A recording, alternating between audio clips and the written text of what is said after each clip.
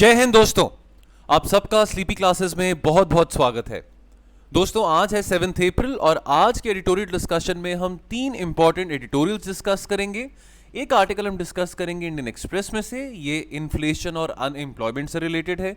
एक आर्टिकल हम डिस्कस करेंगे द हिंदू में से, ये सोशल जस्टिस से रिलेटेड है, जीएस2 का कंपोनेंट बनता है। और एक आर्टिकल अगेन हिंदू में आया है इंडिया नेपाल के रिलेशनशिप को लेके, तो ये आर्टिकल भी हमारा इंडियाज नेबरहुड इंटरनेशनल रिलेशंस यानी कि जीएस2 का कंपोनेंट बनता है। दोस्तों लेक्चर के एंड में आपके पास एक एमसीक्यू होगा प्रीवियस क्वेश्चन पेपर में से, उसका क्या सही आंसर है आपने कमेंट सेक्शन में कमेंट जरूर करना है। और अंत में जो हमारी मेंस की आंसर राइटिंग एक्सरसाइज रहती है, तो कोई 2 क्वेश्चंस में से कोई एक क्वेश्चन आप अटेम्प्ट कर सकते हैं, कमेंट सेक्शन में उसका कमेंट भी कर सकते हैं। दोस्तों शुरू करने से पहले एक ज़रूरी सूचना, तो दोस्तों हमने सोशियोलॉजी के भी नए बैचेस शुरू कर दिए हैं। तो अगर आप सोशियोलॉजी ऑप्शनल लेना चाहते हैं, या अगर आप सोशियोलॉजी ऑप्शनल इस साल मेंस में ले रहे हैं, या अगले साल आप सोशियोलॉजी ऑप्शनल के साथ मेंस लिखना चाहते हैं, तो हमारा एक बहुत कॉम्प्रिहेंसिव कोर्स है सोशियोलॉजी का, जहाँ पे आपको वीडियो लेक्चर्स प्रोवाइड रहेंगे अलॉन्ग विद द पीडीएफ्स। साथ के साथ आपको टॉपिक वाइज टेस्ट्स मिलेंगे, जिसका आपको आंसर इवैल्यूएशन के साथ भी फीडबैक मिलता रहेगा। और ये टेस्ट्स का आपको वीडियो सॉल्यूशंस मिलेगा, मॉडल आंसर्स मिलेंगे। जो भी मंथली करंट अफेयर्स अपडेशंस होगी सोशियोलॉजी में, वो भी इस कोर्स में प्रोवाइडेड रहेगी। और सबसे अच्छी बात, इसमें आपको पर्सनल मेंटरशिप मिलेगी शेखर सर के साथ, 1-on-1 mentorship and Telegram group रहेगा इसमें।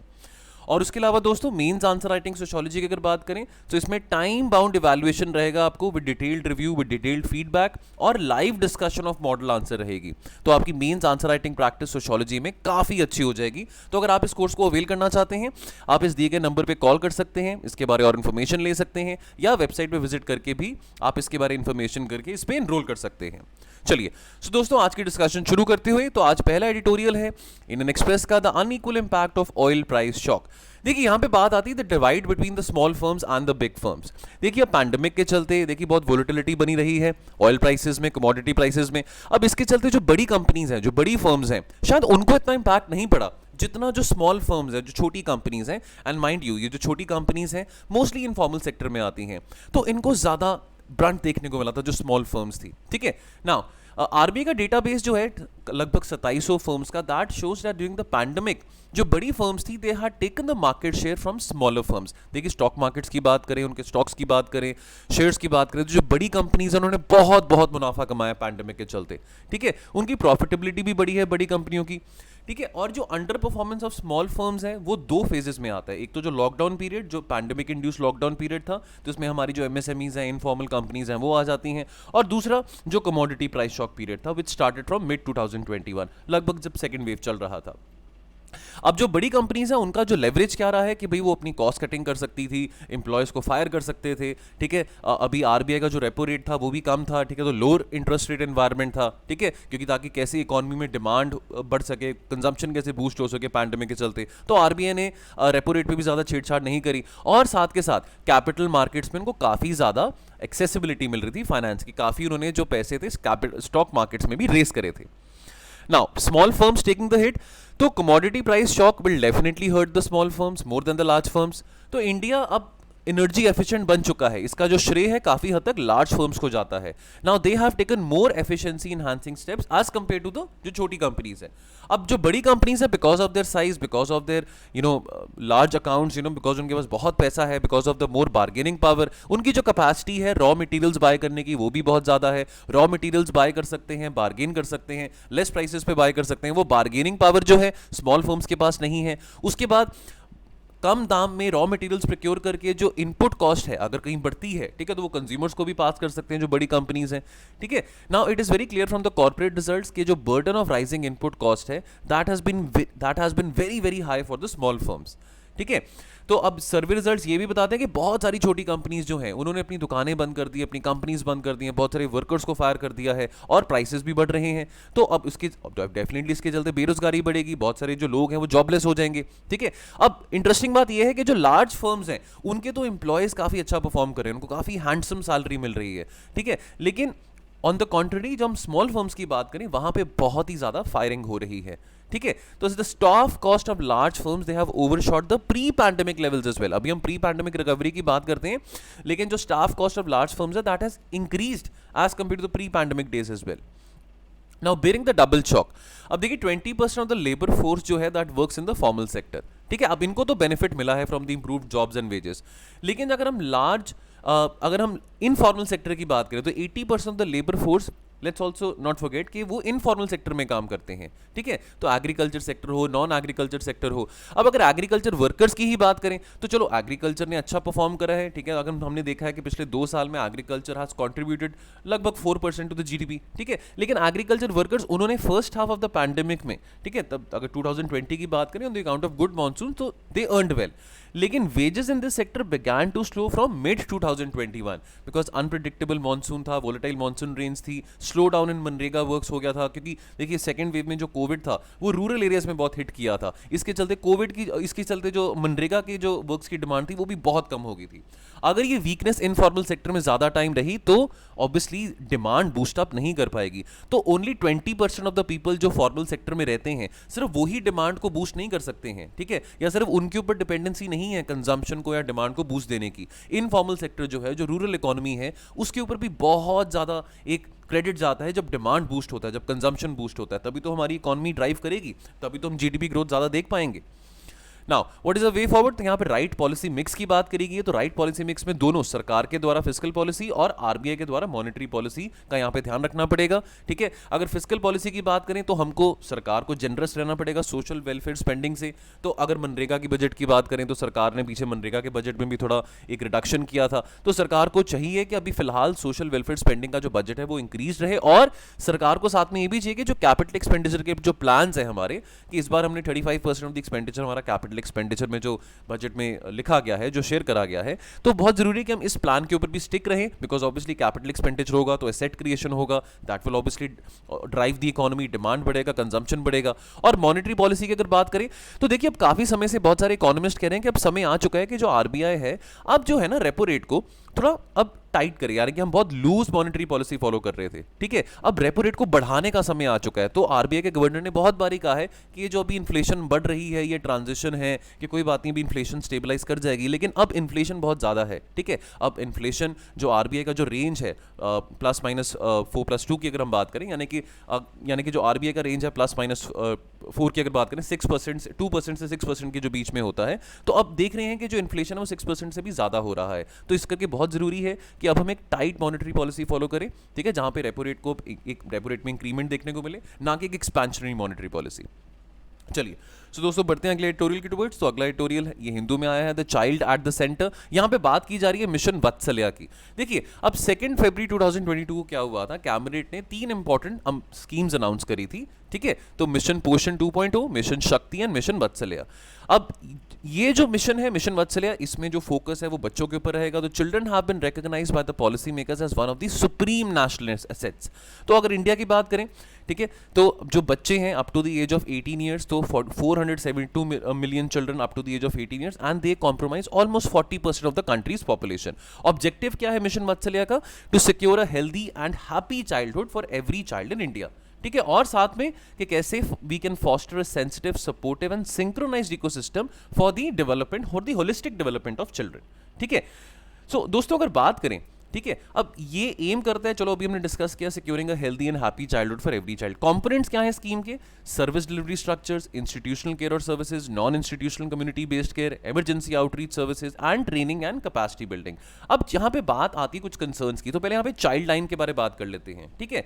अब देखिए चाइल्ड लाइन की बात करें ना, this is one of the pillars of India's child protection services, ठीक है। तो ये 24 आवर टोल फ्री हेल्पलाइन है, ठीक है। अगर बच्चों को किसी किस्म का स्ट्रेस है तो वो उस नंबर पे 1098 पे कॉल कर सकते हैं, कभी भी कॉल कर सकते हैं। कंसर्न क्या है कि ये जो सिविल सोसाइटी एक्टिविस्ट हैं, जो एनजीओज हैं, वो ये कह रहे हैं कि ये जो हेल्पलाइन है this will be manned by the home affairs ministry, क्योंकि यहाँ पे देखिए अब बात यहाँ पे कुछ डेटा सेंसिटिविटी की आ जाती है, ठीक है। तो स्मृति ईरानी जो कि मिनिस्टर है वुमेन एंड चाइल्ड डेवलपमेंट की, उन्होंने कहा था कि होम अफेयर्स मिनिस्ट्री के अंडर इस करके इसको रख रहे हैं, बिकॉज डेटा इशूज आते हैं, डेटा सेंसिटिविटी की बात आ जाती है। तो चलो, बट अब एनजीओज ने इस बात पे काफी प्रोटेस्ट किया। अगर हम चाइल्ड लाइन की बात करें, this has been operation for over 25 years, ठीक है, and this is growing gradually to become one of the largest global networks to assist and rescue children in distress.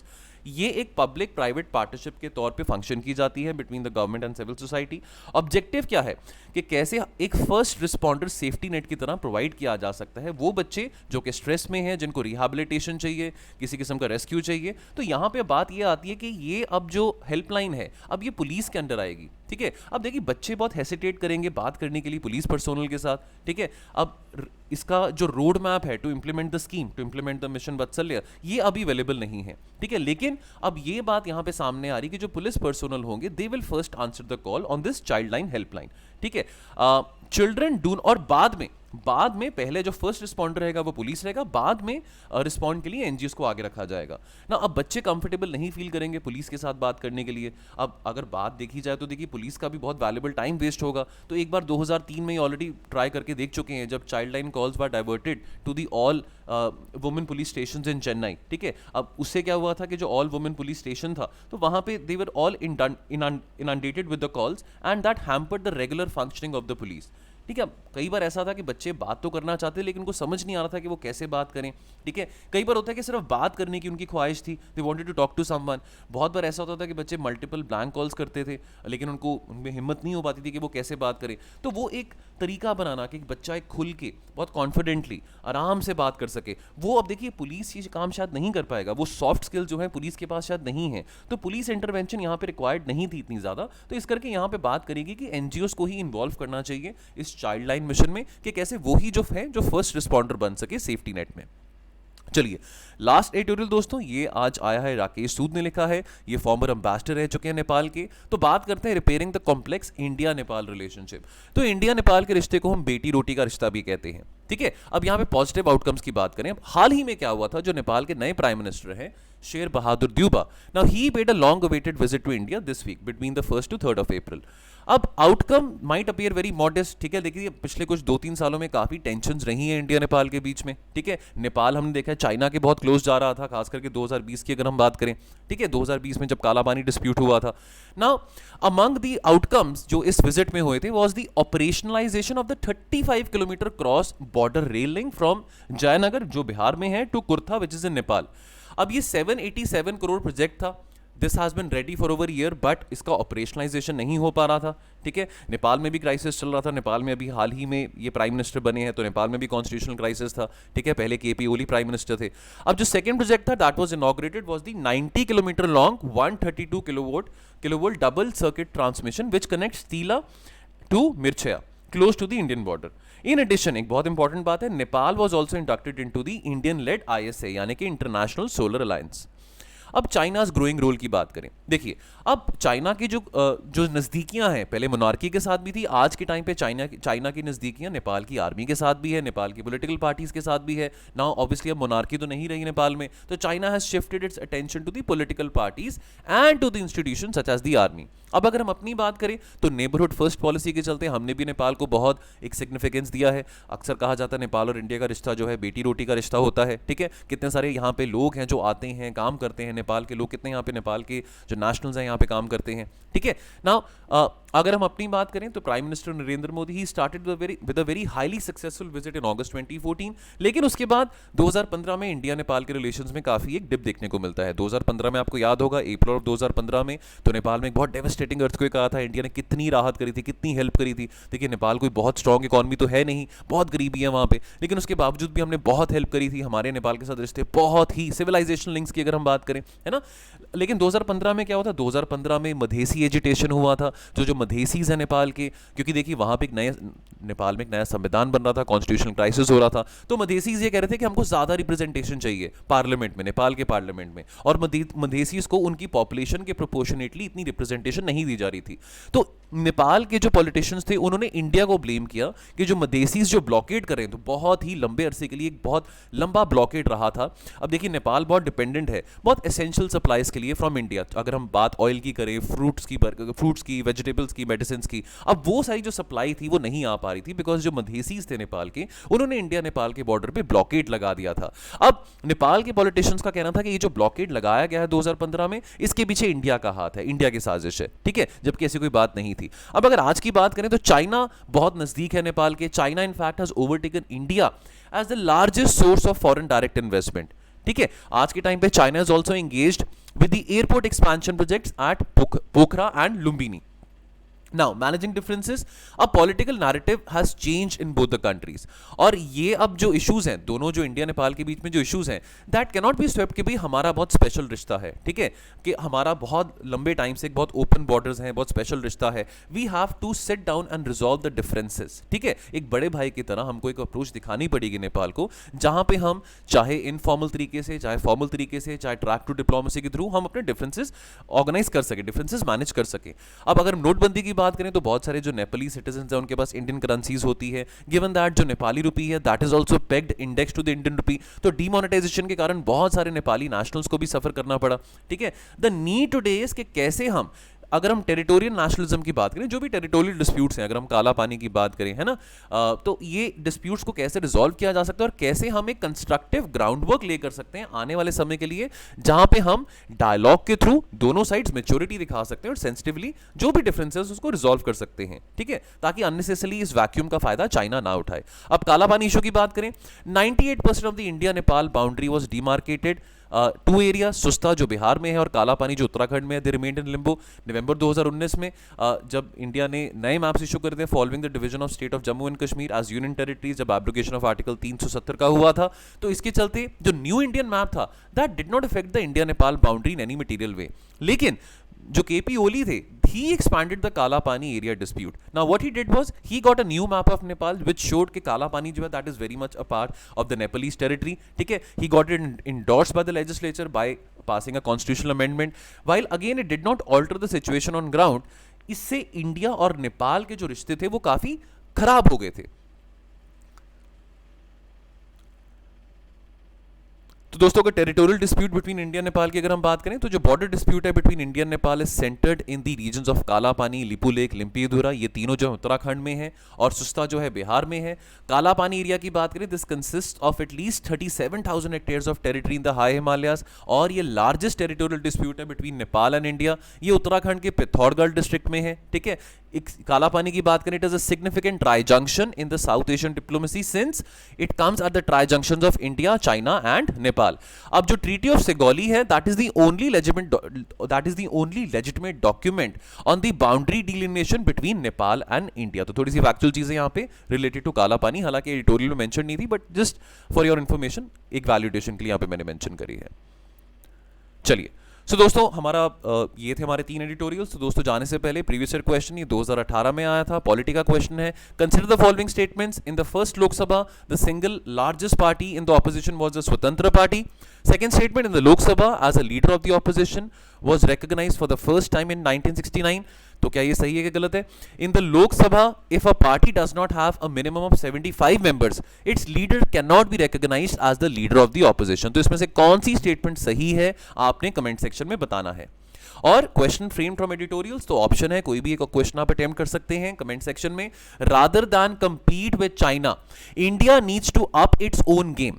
Critically elaborate करिए statement को in context of India Nepal relation in 250 words. और second option क्या है? What is the mission Vatsalya, discuss the challenges involved surrounding the child line project. इसको 150 words में आप answer कर सकते हैं. चलिए, सो दोस्तों, ये थी हमारी आज की एडिटोरियल डिस्कशन. तो दोस्तों, मिलेंगे बहुत जल्द. तब तक के लिए आप अपना ख्याल रखिए और पढ़ते रहिए. Thank you so much. जय हिंद.